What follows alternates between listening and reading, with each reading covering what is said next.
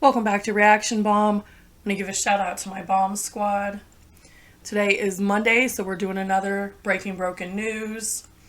This is coming out later in the day than usual because this is truly a breaking story. There's new developments every hour, every few hours. I wanted to make sure that I'm putting out the most up-to-date information that we have at this point. This isn't the usual lighthearted, kind of funny news that we come out with, but this story has absolutely swept the nation. It's captured people's hearts, and so I really wanted to talk about it. This is the case going on right now with a young 22-year-old woman named Gabby Petito who disappeared while she was on a cross-country road trip with her fiance, Bryan Laundrie. Most people are familiar with the story. I've been following it. I wanted to go back and do a pretty cohesive timeline from the beginning to now to show people what actually happened throughout the course. It's a little confusing if you look at just individual stories, so I thought we'd do kind of a timeline and show everybody from beginning to end where it is. Now we're going to start with the biggest development and the saddest, unfortunately, and that is that on 9/19/21, a body was found in Grand Teton Park. Charlie Jones, an FBI agent, said that the remains are consistent with Gabby's description. The cause of death is undetermined. It was not immediately obvious. The remains have been sent off to be looked at by forensics, but Gabby's parents were informed. So it seems like the FBI is, I would say, probably 99% sure that it is Gabby's body. So not the outcome people were hoping for, definitely not what people were praying for.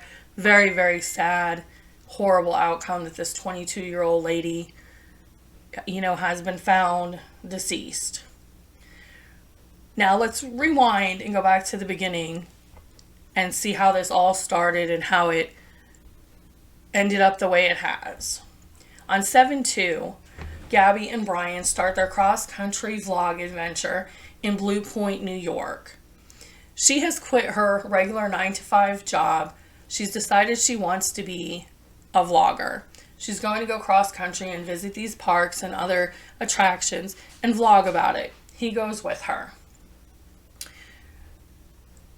On 7/4, Gabby makes her first Instagram post from Kansas. Trips looks like it's starting out well. Everybody's happy. Everything's good. They're smiling. On 8/12, this is the first serious interaction. The Utah Police Department are called to domestic violence scene involving Gabby and Bryan. This was reported by an unknown witness. We later find out that the witness is a man because the tapes have been released at this point. This is a picture of her during the police intervention. She's crying. She says that she hit him. She slapped him. No one says anything about him hitting her. Once the police 911 call was released, the caller, who is a male, because some people speculated it was a woman, we'll get into that later, it was a male caller, and he said that he saw Bryan slapping her. Because neither of them told the police that, and she in fact said he did not hit her, that she hit him, there was no arrests made. They separated for the night. She chose to stay in the van, and he went and stayed in a hotel for the night. They reunited the next day. On 8/18, now this is a side note. On 8/18, newlyweds Crystal Turner and Kylan Schultz are found shot to death at a campground southeast of Moab by their friend who had been looking for them for 4 days. So they had been missing since probably at least the 14th. They had messaged her that they were concerned about some weird campers that were camping near them. This has led to speculation that the campers were Gabby and Bryan. Also, Schulte worked at the Moonflower Community Co-op, which is the location that 911 was called to for their disturbance. This led people to think that maybe Schulte had been the caller and her wife had been murdered in retaliation for that call. But now the 911 tape has been released, and it was clearly a male that was the caller. So it was not her. However, it doesn't negate the fact that she had told her friends that there was weird people camping by them. Right now, the speculation is whether Bryan and Gabby had something to do with the death of Crystal and Kylan. More specifically, Bryan, obviously, but whether they were there. This is the newlyweds. They look like a happy couple. It's really unfortunate. 2 more people lost their life. I'm not a big believer in coincidence, so I tend to think maybe there was something to link these people together. Maybe they witnessed Bryan abusing Gabby, and so he shot them. This is obviously all speculation, all just, hypotheses. There's definitely no answer at this point. It's an open investigation. We go to 8/24. The couple is seen checking out of a hotel in Salt Lake City. The desk clerk clearly sees her. This is the last known sighting of Gabby on 8/24. This is the hotel they checked out of. On 8/25, Gabby spoke to her mother on the phone and said that they were in Grand Teton National Park. This is the last definite contact Gabby had with anyone. This is also her last Instagram post. When I say definite, we'll get into why shortly. On 8/27, their van is caught on surveillance in Grand Teton Park. Now, what we now know is the body that was found, that is believed to be Gabby, was found very close to where the van was observed on the 27th. Also on the 27th, Gabby's mother receives a text from Gabby's phone, but she does not believe that it was sent by Gabby. This is the picture of the van where it was parked. Gabby's mother also receives a text on the 30th. She also does not believe that that text came from Gabby. She says the text form, the language is just not exactly what her daughter would have sent. She believes they were not from Gabby. She believes they were sent by someone else. On 9/1, Bryan shows up home in Florida without Gabby with the van. On August 28th, he was picked up by Miranda Baker. She said he was hitchhiking. He was without Gabby, but he did talk about her and said that she was back at the camp and she was fine. She was at the camp and he was trying to hitchhike to Jackson. But then he changed his mind. He became a little agitated, she said, and wanted to get out of the car with her and her boyfriend. She spoke to police. She let him out of the car. At the time, obviously, she had no idea who he was. And that was the last she saw of him. So speculation is, was he trying to leave the van behind and hitchhike to Florida? Is that where he believed she was going? Then when he found out it wasn't, he chose to get out of the car with her. We don't know. Again, speculation. A lot of it's speculation. 9/10. Joseph Petito, Gabby's dad, goes to the Laundrie home. The police are called to the house. Now, we don't know, because this has not been made public record because it's an ongoing investigation. We don't know who called the police. We don't know if it was Gabby's dad. We don't know if it was the Laundrie family because he was trespassing. He obviously went there. He realized that Bryan was back, but yet his daughter wasn't. I would imagine he went to get answers. He wasn't given any answers. The police came.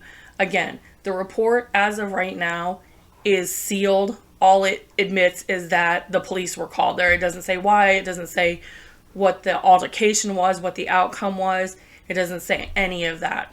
I'm sure most people can imagine what happened. On the 11th, Gabby's parents report her missing. So after whatever happened at Bryan Laundrie's house, which obviously didn't go well, her parents report her missing. The police attempt to speak to Bryan. Bryan declines to speak to the police, and he immediately refers them to his attorney. Now, his attorney was hired prior to this. I don't think anyone has said exactly when. Sometime clearly between when he came back on September 1st and when the police asked to speak to him on September 11th, he had already retained an attorney. I think it's anybody's guess why. Seems kind of obvious. September 13th, Gabby's mother and stepfather hold a press conference. They, are asking for information about her, talking about how concerned they are. They're asking Bryan's parents to give whatever information they might have. They're asking Bryan to give whatever information he might have. Why would he leave her? How do you come back without someone that you went on a trip with, etc., etc. 9/14, Bryan disappears from his home. However, at this point, no one knows he's disappeared. This is disclosed later, but he did disappear on the 14th. He told his parents that he was going hiking, but then he never comes back. We'll explain that more. Also on this day, Bryan's attorney makes a public statement. The public statement is basically saying there will be no public statement, that they are not involved, that they are, quote unquote, going to take a back seat and be in the background of this investigation. He says he hopes the family, the lawyer says that he hopes that she comes home safely, but gives no indication of her whereabouts, no indication of Bryan knowing her whereabouts, no explanation of why he left her, nothing. On 9/15, the police name Bryan as a person of interest. This is after they attempt to speak to him. He declines to speak to them, and directly after his attorney makes a statement saying they will not be involved in helping to find her. Also today, Bryan's parents go to where he was supposed to be going hiking, presumably to look for him. They say they find a note on his car. They don't disclose this until later. They say they find a note on his car. They have not divulged what the note says. If they have told the police or the attorney, it has not been made public. We do not know what the note said. This is when he's named a person of interest.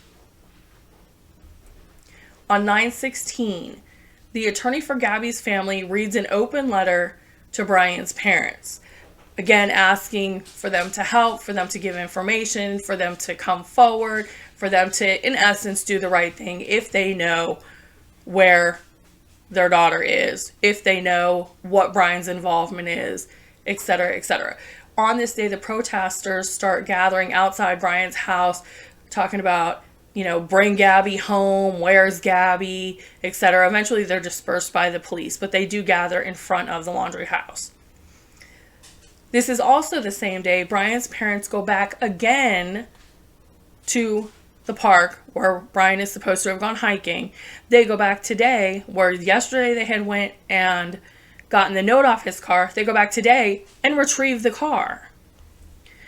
On 9/17, Bryan's parents call the police and report him missing since 9/14, since the day they last saw him and he went hiking.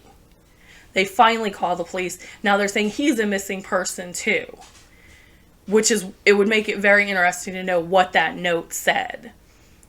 They invite the police to their home. At this point, there is still no search warrant. The police do not have access to the house unless they're invited. They are invited. They go, they speak to the parents. They're in the house for about 2 hours. They do take some things out of the house with them. The parents allow them to. Clothing, other items that have not been made public, to assess them. On 9/18, the FBI, along with the local police department, start actively searching Grand Teton National Park camp area for Gabby. Did this happen all of a sudden? Did the note maybe say something and they did divulge it to the police? We don't know. But all of a sudden, they're on it. They're searching this area. On 9/19, as we know, a body is found that is presumed to be Gabby. 9/18 to current, there are over 50 law enforcement officers searching for Bryan in the national park, the Colton Reserve, about 24,000 acres in Sarasota, where he was last seen on the 14th going in, where he has not come out of as far as anyone knows. His parents retrieved his car. Again, no one is really sure if he is still in there, if this was just to throw people off track, if he's somewhere else completely. It could have been a suicide note. No one really knows at this point. 9/20 also. So the police execute a search warrant at Bryan's house. This is today.